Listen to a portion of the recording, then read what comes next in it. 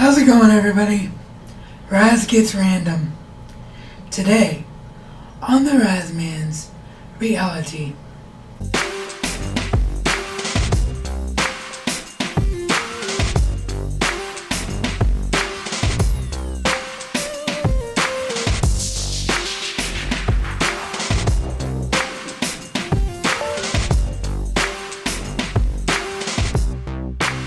What's up, everybody? Yes, I'm back. The rumors of my death are slightly exaggerated, although for the last week or so I pretty much did feel like I was dead.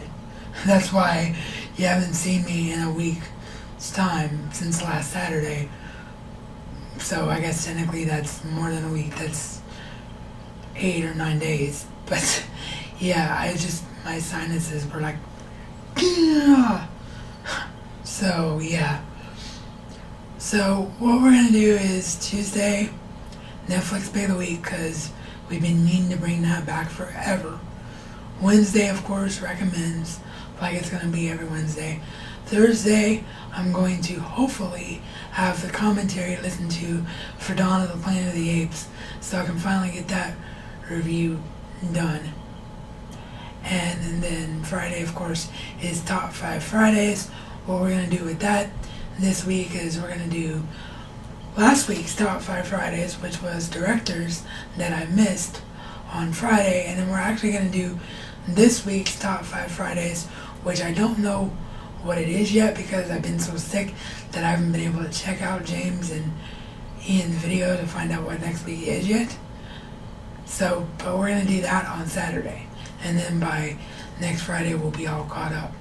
So what I wanted to do today is try something new. You guys know that Frankie FK Vlogs is one of my best buds on here, and she has been really inspiring me. Sorry, I almost said expire. Like I'm an object that's about to go bad or something. But she's always inspired me ever since I met her to do more content, be creative, think outside the box. And one of the things that she does is this series called Random Rambles, where she doesn't have to do film reviews, she doesn't have to do book reviews, she can just be herself and talk about whatever she's got going on. So I thought I can do that. It's not going to be as interesting as what she can do because I don't have a mobile camera right now, but I can every once in a while just do a random video where I ask you guys and gals some questions and I tell you what's on my mind, and basically just make a vlog interesting. You know, I don't think that vlogging is an interesting thing anymore because you don't want to just watch a video where somebody goes, hey, I brushed my teeth with a new toothbrush. Like, what? But I think that what is interesting is if you can take what's in your head and turn it around and turn it into a discussion piece. So we're going to give this a try today, and if it's something that is really responded to, view counts are high, thumbs up are high. Thumbs up are huge, by the way, everybody, because thumbs up is the biggest indication of if something works or if something doesn't work, because view counts fluctuate from time to time because most people, like me, they watch on their television through the YouTube app on the PlayStation, or Xbox I think has the YouTube app as well, or they watch through their smart TV, so they're watching on their TV through the YouTube app, and then they go and they actually do another view to leave a comment through the computer. So when you do that, that actually gives 2 views to the same video. So view count can get really screwed, and if you want to be lazy, which sometimes even I want to be lazy, and I'm sure all of you who make videos do sometimes as well. Sometimes you don't want to, even if you have it like I do, you don't want to pull your VLC player over to your TV and watch VLC through your HDMI cable and know that your master rendered okay. Sometimes you watch it on your main monitor to know that it rendered okay, and just know you're going to get black bars on the top and bottom because you're not seeing a full 1080p picture. But the other thing you can do that I tend to do a lot, and I'm curious if this is something you all do too, I'm sure it is, those of you that make videos, you can set your video to unlisted first when it goes up to YouTube, and then you can give it a view, and then that view count, from what I can gather, doesn't actually go towards your views.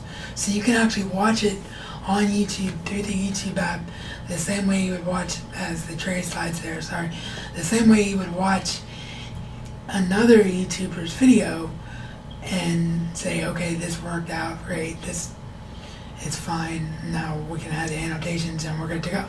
So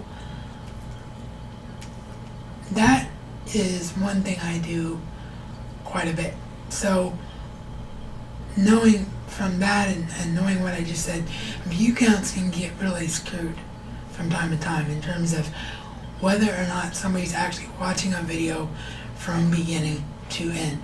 So what I want you guys and gals to start really doing for me is, especially when we're trying something new like this, thumbs it up if you like it, and if you don't like it, just tell me in the comments, I don't know if you should do this again.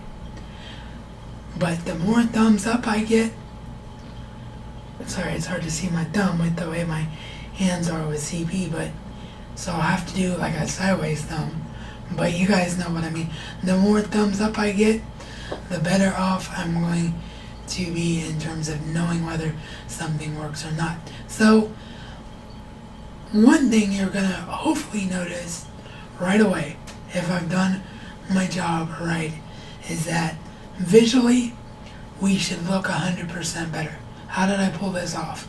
Is there finally a better web camera out there than the C920? Because some of you went through my debacle with the C930E last year and know that it's qualified as a quote-unquote business scam, so it doesn't actually have caption software in it, and then when you use third-party software, at least on Windows, you don't get a full 30 frames per second. So I basically paid for a wider lens that I can't even use, and that really bothered me.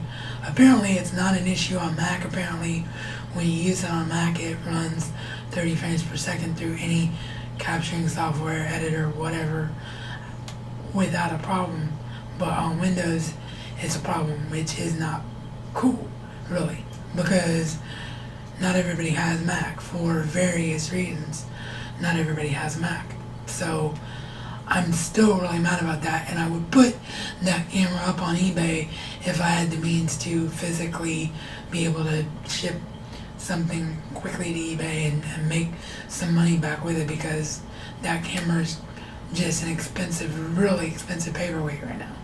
So yeah, I'm not happy about that still at all. But no, this is not a new camera. This is still our old faithful Logitech C920 that we've been using for nearly 3 years now.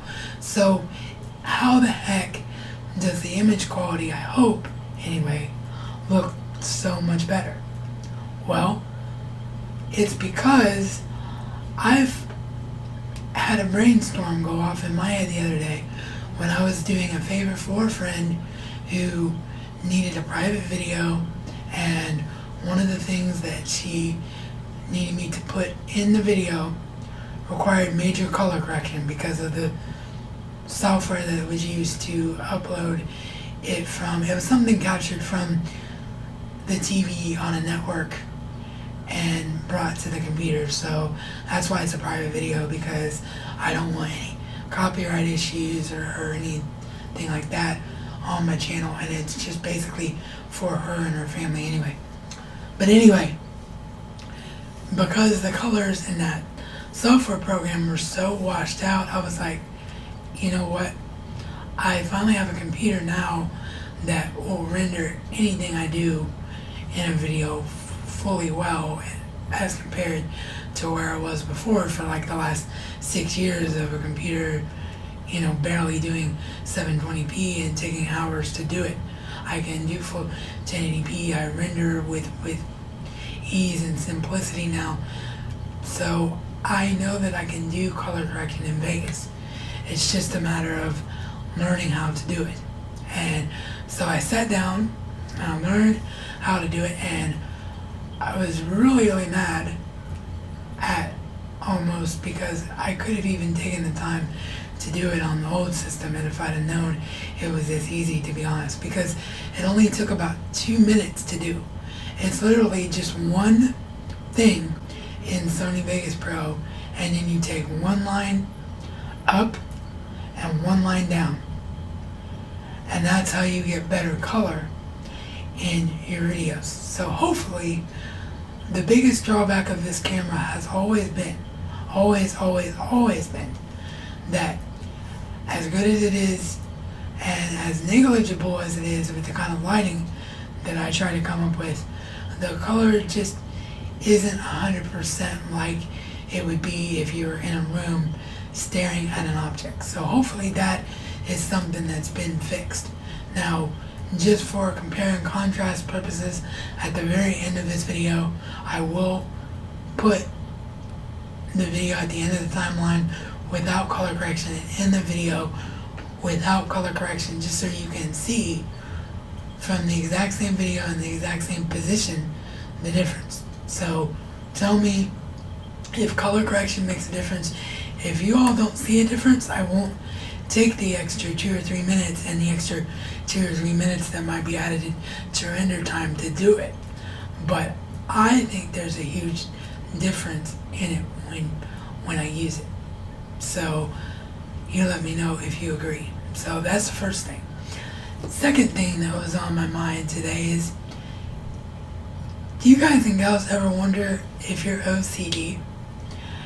Because say for example you send a friend a message on social media like Facebook or Twitter, and they take a couple, 2 or 3 days to read it. Do you have to remind yourself that people have lives and they don't sit around on the computer all the time and, say, who wants to talk to me today? And you have to not get upset when your messages don't get answered right away? Or another example would be what I do. I can't, and you guys and gals know this, if you're a subscriber before today in this video, you would know that I can't show a disc, whether it's DVD, Blu-ray, doesn't matter. I can't show a disc to any of you without the disc being straight, without the label being straight up and down, without the disc image artwork being straight up and down. I can't do it. It bugs the crap out of me, and I will not do it. So, without being ever clinically diagnosed, I do wonder sometimes if I am OCD, or if I have OCD-like tendencies. So, what do you guys think about that? Do you think that's just being a perfectionist, or do you think that is slightly OCD? And either way, do you think there's a problem with it?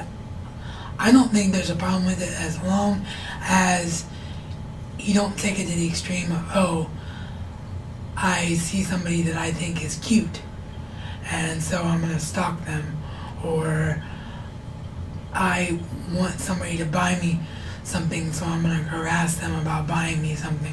Like, as long as you don't do that kind of thing, I think that little personality quirks are just fine. So, what do you guys think? Is it okay to be slightly OCD? Does it just come with the territory of being an artist or a creator here on YouTube, or, as a singer, songwriter, or an artist with pen and paper? However you're an artist, if you're watching a video like this, or watching videos on YouTube regularly, you're more than likely an artist, so you appreciate artistry. So as artists, is being OCD okay? And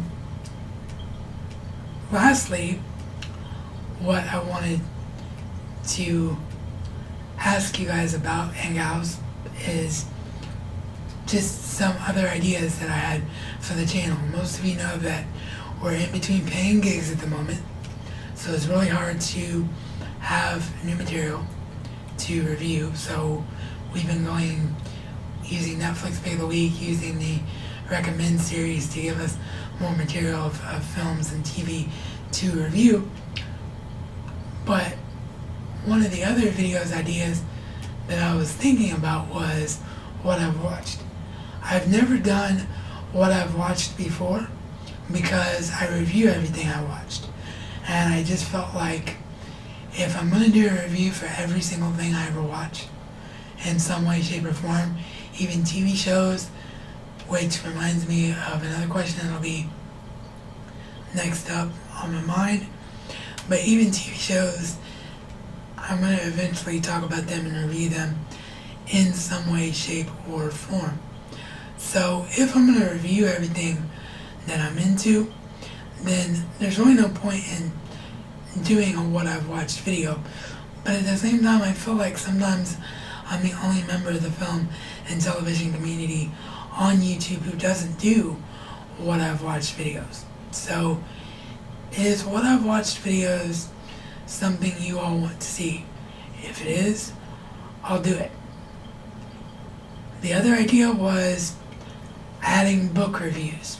I read comics, I read books from time to time. I've never done those kind of reviews on YouTube, but a lot of my friends do review both films and books, and TV shows and books.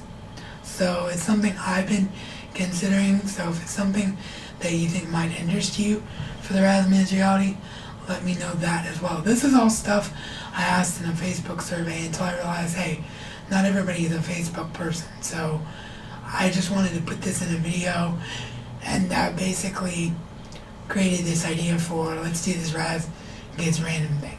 So final question for today is, a couple of years ago in 2010, I did what at the time was a pretty popular series on the Josh Whedon show, Dollhouse. And I talked about my passion and my love for that series for reasons completely related to the inability to properly render in 1080p for the longest time. I never finished that series. We still have a few episodes left to go in season 2 from the original reviews, and then I need to actually film a modern day recap of the show. What I want to know now though is, because it's been nearly a year since the last time I was able to put another episode in the series up, is that series something that you guys and gals want to see finished? Is The Dollhouse is Real still a popular enough series to all of you that you want to see it concluded? Or is Dollhouse such an older show that's long been off the air, that's on Blu-ray and Netflix now, that it really doesn't matter if I take the time to finish it? Because now that we have fixed the equipment issue, I can do it. I just didn't know whether to do it. And my other big hang-up was I don't really want to re-watch the last 4 or 5 episodes, however many are left, because I'm not into re-reviewing things, because I think when you re-review it, it's not as good as your initial thoughts can be a lot of the times. So if I do it, it's going to be on the old C910 camera, so it's going to be upgrading 15 frames to 30 frames per second, and it's going to be terrible frame rate, and it's going to be terrible audio quality compared to what you're hearing now. So the main thing you need to tell me is, does all that not matter? You just want the reviews to be finished? Because that's what I need to know, because I can get over my personal hang-ups about, oh, this is a terrible quality video compared to what you're used to, if it's something that you all still want to see happen. And finally, speaking of TV shows That's another thing that I could do. I could pull an Emergency Awesome or a Black Nerd Comedy, or I always forget how to say her username, but Rayana, you guys know who I'm talking about. She's an awesome British YouTuber. I could actually do week by week, blow by blow reviews of stuff I watch on TV. Like I did the DC Talk video one time with Andrew Hygen, and you guys and gals like that. So I could bring DC Talk back as a regular thing, even if I have to do it myself. I could do week by week Marvel's Agents of S.H.I.E.L.D. reviews. I could do week by week recaps of the Big Bang Theory. Is that something you want to see, or is it just like, I've already seen this episode, Raz, so why am I listening to you talk about it and getting bored and putting myself to sleep? So that's all of the questions I had for you today in the quote-unquote debut of Raz Gets Random. Let me know if you all like this idea, and should it be something I try and do every week, even if I just am like, hey, did you guys see that great football game on TV? Or should it be something that I only do when I have a lot of discussion that I want to talk about?